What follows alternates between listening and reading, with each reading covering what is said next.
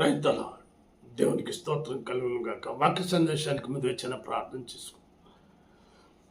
స్తుతుల మీద ఆశీర్వాదకు మా ప్రియ పరలోకపు తండ్రి, నీ ప్రియ కుమారుడు మా రక్షకుడు అయిన యేసుక్రీస్తు వారి సజీవమైన నామంలో నేటి వరకు మమ్మల్ని సజీవులుగా ఉంచి ఇచ్చిన పరిచర్ను మీరు జరిగించుతున్న మీ మహాకృపను బట్టి స్తోత్రాలు. అందరికీ ఆశీర్వాదకరంగా దీవెనకరంగా ఉండనట్లుగా సాధించి యేసే అతి శ్రేష్టమైన నామములో ప్రార్థించుతున్నాం పరమ తండ్రి, ఆమేన్. మొదటి సమూయేలు గ్రంథం 18వ అధ్యాయం మొదటి వచనాన్ని చదువుతున్నాను. దావీదు సౌలుతో మాటలాడుట చాలించినప్పుడు యోనాతాను హృదయము దావీదు హృదయముతో కలిసిపోయెను. యోనాతాను దావీదును తనకు ప్రాణ స్నేహితునిగా భావించుకొని అతను ప్రేమించను. ఆ దినమున అతని తండ్రి ఇంటికి తిరిగి వెళ్ళనీయక సౌలు అతనిని చేర్చుకొనెను.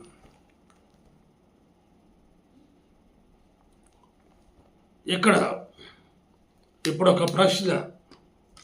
యోనాతానునకు దావీదు పరిచితుడా అపరిచితుడా? అసలు పరిచయము లేకుండానే యోనాతాను దావీదుల హృదయముతో ఎలా కలిసిపోయింది?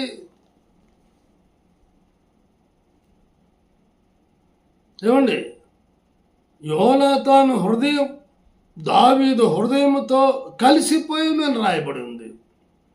హౌ మొదటి వచనం, దావీదు సౌలుతో మాటలాడుట చాలించినప్పుడు. ఏం మాట్లాడారు? సౌలుకు డౌట్. సౌలు చేయవలసిన పని సౌలు చేయలే. సౌలు జరిగించవలసిన కార్యాన్ని సౌలు జరిగించలే. ఫిలిష్తీయుడైన గొల్యాతు విషయంలో భయపడి ఒక శాసనాన్ని ప్రకటించాడు. ఏమని? వాడిని ఎవరైతే గెలుస్తారో నా కూతురు నుంచి వివాహం చేస్తా, నా రాజ్యంలో కొంత భాగం ఇస్తా.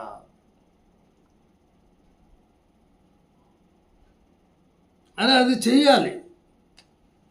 కాబట్టి నేను షార్ట్ మెసేజ్ కనుక దావీదుని గురించి మీకు అంతా తెలుసు కనుక దావీదు నేను పోట్లాడుదును, నేను జయిస్తాను, నేను ఏమంటాడు 17వ 37 సింహము యొక్క బలము నుండి ఎలుగుబంటి యొక్క బలము నుండి నన్ను రక్షించిన యెహోవా ఈ ఫిలిష్తీయుని చేతిలో నుండి కూడను నన్ను విడిపించుననియు చెప్పాను. ఆయన నన్ను రక్షించగలడు, వాడి చేతిలో నన్ను విడిపించగలడు. సౌలుకి లేదా నిర్ణయం? నీకుందా? ఆయన రక్షించగలడు, ఆయన విడిపించగలడని. ఏమో ఏ పుట్టలో డాష్. ఇదండి క్రైస్తవుల జీవితం. ఆయన రక్షిస్తాడంటాడా? ఆయన విడిపిస్తాడంటాడా? అదే కదా. ఎవరిని కలవకూడదో వారిని కలుస్తారు, ఎవరికి దండాలు పెట్టకూడదో వారికి దండాలు పెట్టేస్తారు, ఎవరికి చెయ్యకూడదో వారికి అన్ని చేసేస్తారు. దేవునికి అర్థమైందా మీకు? దశమ భాగాన్ని మొట్టమొదట వేరు చెయ్యరు ఎవరు కూడా వారి జీతంలో. ఫస్ట్ దశమ భాగం కాదు కదా, కనీసం 5% అయినా దేవునికి మొట్టమొదట ఇంత అని వేరు చేయాలి. మిగతాది దిన కార్యక్రమంకు ఉపయోగించుకోవాలి. అంటే దేవుని నీవు, ఆయనే కదా నన్ను రక్షించింది, ఆయన కదా నన్ను పోషించింది, ఆయన కదా నాకు ఈ కుటుంబాన్ని ఇచ్చింది, ఆయన కదా నాకు ఈ పిల్లల్ని ఇచ్చింది, ఆయన కదా పేరుకే పాట పాడతారు. ఏమని?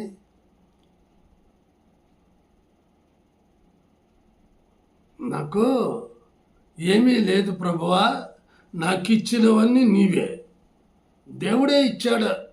దేవునికి మాత్రం మొండిచి కుష్టి వ్యాధి. తీర్మానం చేసుకో.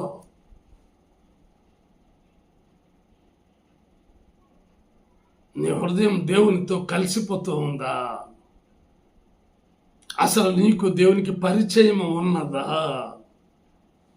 ఎప్పటి నుంచి పరిచయము?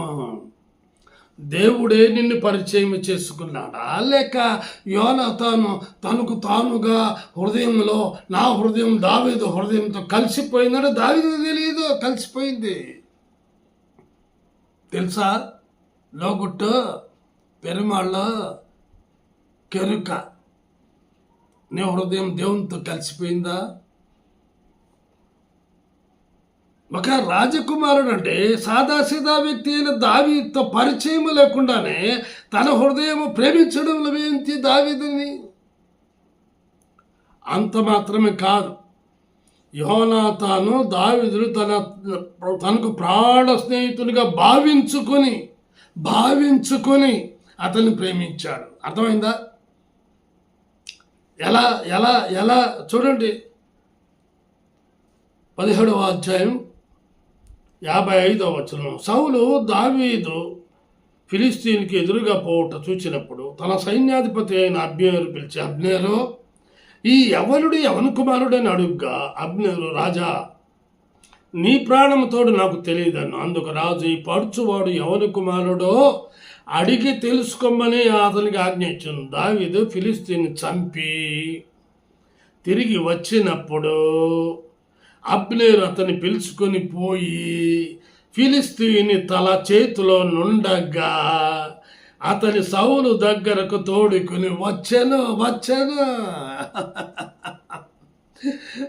గొలియాతు యొక్క తల దావీదు చేతులను పట్టుకొని ఉంటే అబ్నేరు ఆ యొక్క యవనుడైన దావీదుని సౌలు దగ్గరకు తీసుకుని వస్తే సౌలు యొక్క గుండె గడిబిడి అంటాడు. చూడండి, సౌలు అతనిని చూచి, చిన్నవాడా, నీవెవని కుమారుడు అని అడుగగా దావీదు, నేను బెత్లెహేమీయుడైన యెషయి అను నీ దాసుని కుమారుడని ప్రత్యుత్తరమిచ్చాడు. నువ్వు దాసుడువా, దాసురాలవా? యజమానురాల్లాగా ప్రవర్తిస్తారు ఈ దినాలలో. కాపరు ఉంటాడు, కానీ మేము కాపరులం, మాకు దండం పెట్టండి, మాకు నమస్కరించండి, మమ్మల్ని అయ్యగారు అని పిలవండి. ఏమి గొంతెమ్మ కోరికలండి ఈ దినాలలో.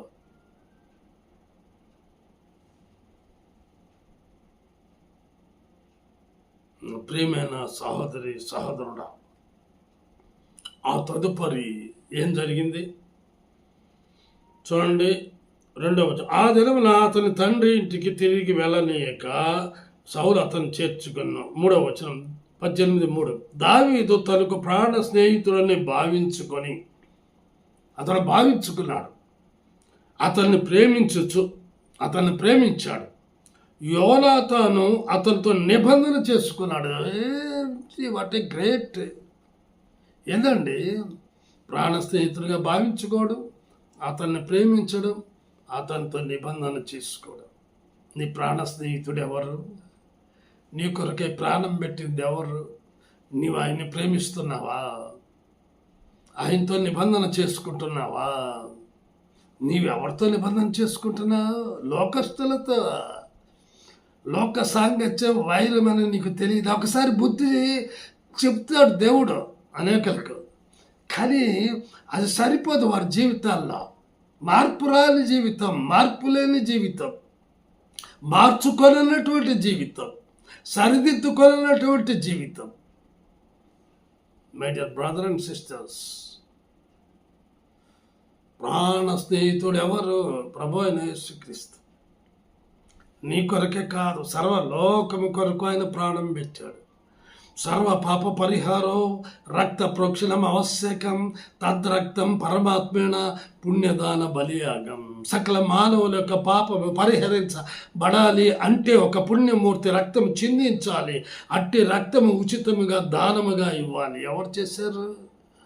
నిన్ను ప్రేమిస్తున్న నీ దేవుడు. ఆయనే నిబంధన చేసుకున్నాడు, నా ప్రజల కొరకు అనేది. నీవు ప్రాణ స్నేహితుడిగా భావించలే, నీవు ఆయన్ని ప్రేమించలేదు, ఆయనతో నిబంధన చేసుకునలేదు. కానీ ఆయనే నిన్ను ప్రేమించాడు, ఆయనే నీతో నిబంధన చేసుకున్నాడు, ఆయనే నీకు ప్రాణ స్నేహితునిగా నేనున్నాను, భయపడకము, దిగులు పడకము, వెరవకము అని వాగ్దానం ఇచ్చిన దేవుడు నమ్మదగిన దేవుడు.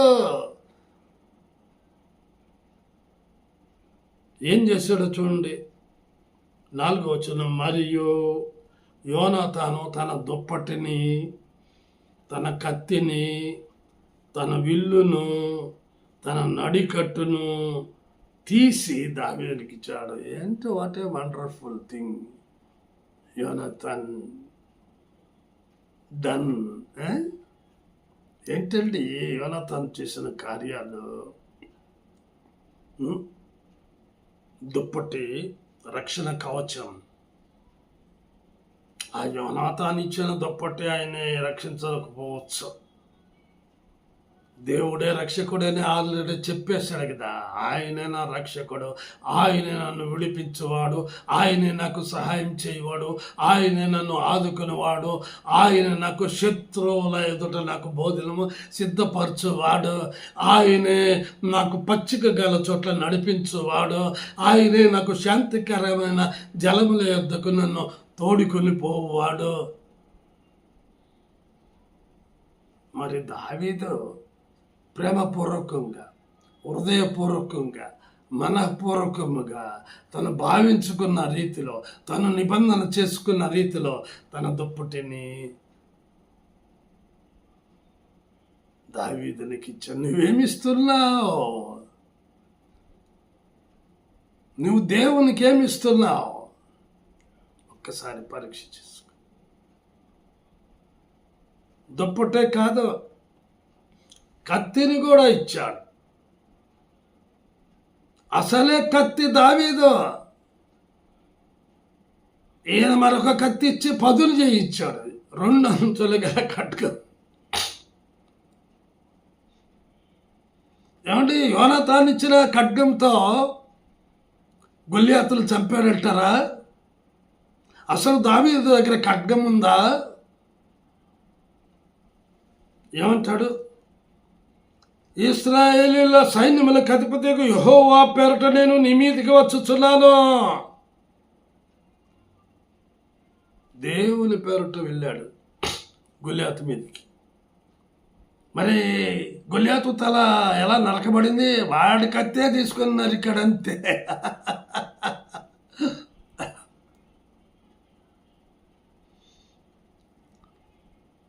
ఈ రోజుల్లో భయంకరం. అబ్బబ్బబ్బబ్బా, అది బంధువని కాదు, స్నేహితుడిని కాదు, శ్రేయోభిలాషని కాదు, మతమని కాదు, కులమని కాదు, పలానా జాతి అని కాదు, ఒకరినొకరు భయంకరంగా చంపుకోవడాలు. నిజాతి నీచం. తల్లి కూతుర్ని చంపించేస్తుంది, తండ్రి కూతుర్ని చంపించేస్తాడు. ప్రేమించిన వాళ్ళని తన కులస్తులు కాదని, తన మతస్థులు కాదని, తన జాతి వారు కాదని ఆగ్రహం చెంది అంత భయంకరంగా. మా ప్రియమైన సోదర సోదరుడా, యోనాతాను ఖడ్గముతో, కత్తితో గొల్యాతును దావీదు చంపలేదు. తన దేవుడనే యెహోవా నామము పేరట గొల్యాతు ఖడ్గమే అతని చేతికిచ్చి చంపబడినాడు. అట్టి వాక్యమునుడి ఖడ్గం నీకున్నదా?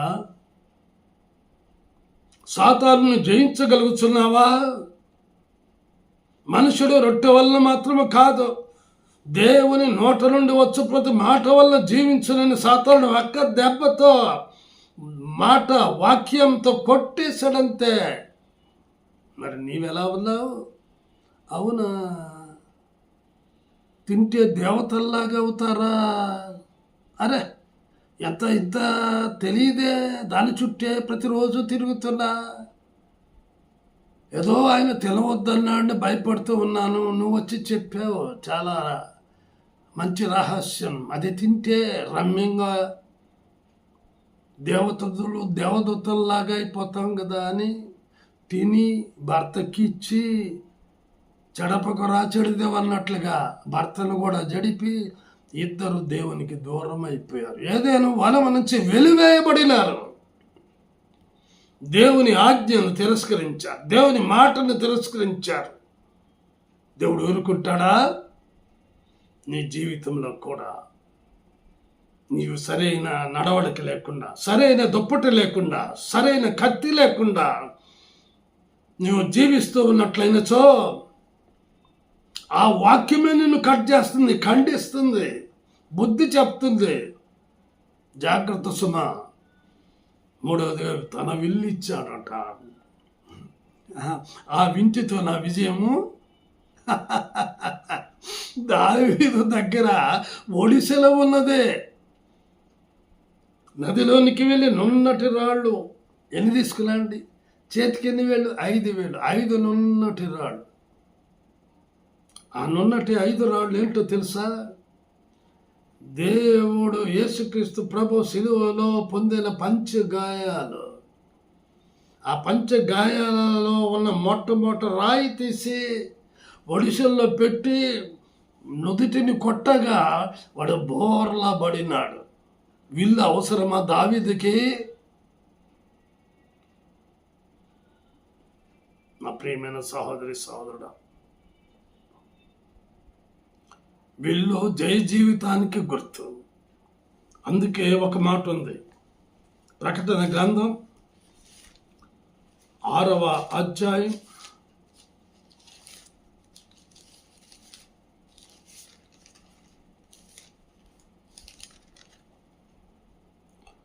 2వ వచనం. మరియు నేను చూడగా ఇదిగో ఒక తెల్లని గుర్రము కనబడెను, దాని మీద ఒకడు విల్లు పట్టుకొని కూర్చుండి ఉండెను. అతనికి ఒక కిరీటం ఇయ్యబడెను. అతడు జయించుటకు బయలు వెళ్ళాను. జయించుటకు బయలు వెళ్ళాను. నీవు జయించలేకపోతున్నావా? ఏంటి కారణం? అందుకే ఎఫెసీయులకు రాసిన పత్రికలో చక్కటి మాట ఉంది, చూడండి.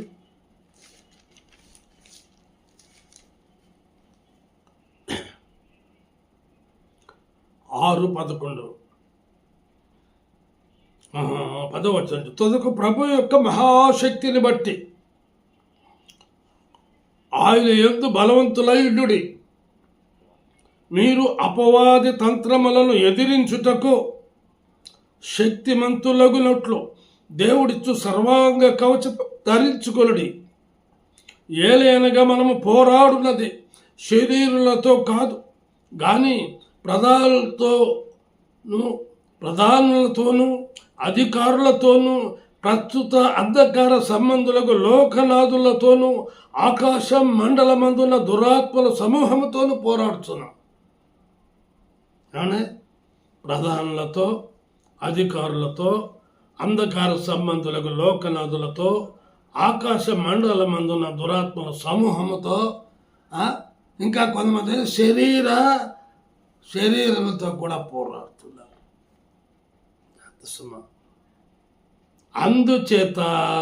అందుచేతను మీరు ఆపద్దినమందు వారిని ఎదిరించుటకును సమస్తము నెరవేర్చిన వారై నిలువబడుటకును శక్తిమంతులగునట్లు దేవుడిచ్చు సర్వాంగ కవచమును ధరించుకునుడి. ఎలాగనగా మీ నడుమునకు సత్యమును దట్టి కట్టుకొని నీతిని మహిమను తొడుక్కొని పాదములకు సమాధాన సువార్త వల్లైన సిద్ధ మనసును తొడుక్కుని నిలువబడి ఇవన్నీయుగాక విశ్వాసమును డాలు పట్టుకొనడి. దానితో మీరు దుష్టుని అగ్ని బాణములన్నిటిని ఆర్పుటకు శక్తిమంతులవుదురు. నడికట్టు కూడా ఇచ్చాడు, తన నడికట్టు. అసలు యోనాతాను ఎంత జాలి, ప్రేమ, దయ, వాత్సల్యత కలిగిన వాడు. సత్యాన్ని ఎరిగి చూచి, కనులారా చూచి, ఆ యొక్క సౌలుతో దావీదు మాట్లాడుట విని తన మనసులోనే నిశ్చయించుకొని అతన్ని ప్రాణ స్నేహితునిగా భావించి, ఏమండి మరి అతనికి మరి ఒక దుప్పటి, ఒక కత్తి, ఒక విల్లు, ఒక నడికట్టు తన యూజ్ చేస్తున్నటువంటి, తనకు అవసరమైనటువంటివి దావీదునికి ఇచ్చినాడు. దేనిస్తుంది ఓ మాట చెప్పి ముగిస్తాను. యోహాను సువార్త 3:16 దేవుడు లోకమును ఎంతో ప్రేమించాడు. ఆయన నివాసం మనుషులతో కూడా ఉన్నది. అందును బట్టి దావీదు యోనాతాను ప్రేమించాడంటే కారణం ఉంది. తన తండ్రి అయిన సౌలు శత్రువులైన గొల్యాతును జయించలేని పరిస్థితులలో దావీదు సైన్యములకు అధిపతియగు యెహోవా పేరట జయించాడు గనుక తీర్మానం చేసుకుని భావించుకున్నాడు. మరి యేసయ్య నీ కొరకు, సర్వ మానవాళి కొరకు ప్రాణం పెట్టాడే, ప్రేమిస్తున్నాడే, అది గ్రహించగలిగావా, ఎరిగావా? చూడండి, యోహాను సువార్తలో చక్కటి మాట ఉంది. 3వ అధ్యాయం 17వ వచనం, లోకము తన కుమారుని ద్వారా రక్షణ పొందుటకే గాని లోకములకు తీర్పు తీర్చుటకు దేవుడు ఆయన లోకములోనికి పంపలేదు. నిన్ను రక్షించటానికి, నిన్ను విడిపించటానికి, నిన్ను కాపాడటానికి, నిన్ను అన్ని విధాల నీవు జయించలేక సతికిలబడుతూ ఉంటే ఆయనే ఇశ్రాయేలుకి ఎవరు? యేసయ్య కదా. ఒక నాయకుని ఏర్పరిచి దేవుని పేరట పోట్లాడమని మరి మోషేతో చెప్పింది ఆ దేవుడు కదా. Decide your self. ఆయన నీ కొరకు ఆయన చనిపోయాడు. ఆయన పాపులను రక్షించుటకు క్రీస్తు యేసు లోకములకు వచ్చాడు. తండ్రి అయిన దేవుడు తన ప్రజలైన ఇశ్రాయేలును బానిసత్వం నుండి విడుదల అనుగ్రహించాడు. అరణ్యంలో 40 సంవత్సరాలు నడిపించాడు. యెహోవా నేడు మీరు కలుగు రక్షణను చూడండి అని అన్నాడు. యెహోవా మీ పక్షాన యుద్ధం చేయును అని అన్నాడు. కనుక అట్టి దేవుణ్ణి నువ్వు ఎరుగుదవా అని నేను మిమ్ములను ప్రశ్నిస్తూ ఉన్నాను. ఇదే అనుకూలమైన సమయం, ఇదే రక్షణ దినం.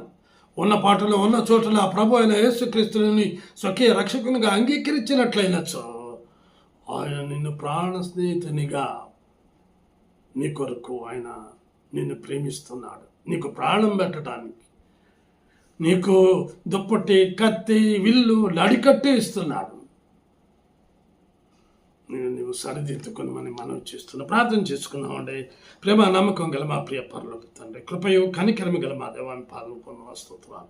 యోనాతాను హృదయం దావీదు హృదయంతో కలిసిపోయాను తండ్రి. మీకు వందనాలు ప్రభా. ఇంకా ఎరిగిన వారు, తెలుసుకున్న వారు, గ్రహించిన వారు, ప్రాణ స్నేహితుడైనటువంటి మీతో ప్రభా మేం ప్రేమించిన మీరే మమ్మల్ని ప్రేమిస్తున్న మీతో ప్రభా, మీరే మాకు అన్ని విధాల ప్రభా దుప్పటి, కత్తి, విల్లు, నడికట్టు దయచేస్తున్న దేవుడు మీరే అని ఎరిగి రక్షణ భాగ్యము అనుగ్రహించమని యేసయ్య నామములో ప్రార్థిస్తున్నాం పరమ తండ్రి. ఆమేన్. తిరిగి వచ్చే వారం కలుసుకుందామండి. అంతవరకు సెలవు. దేవుడు మిమ్మల్ని దీవించును గాక.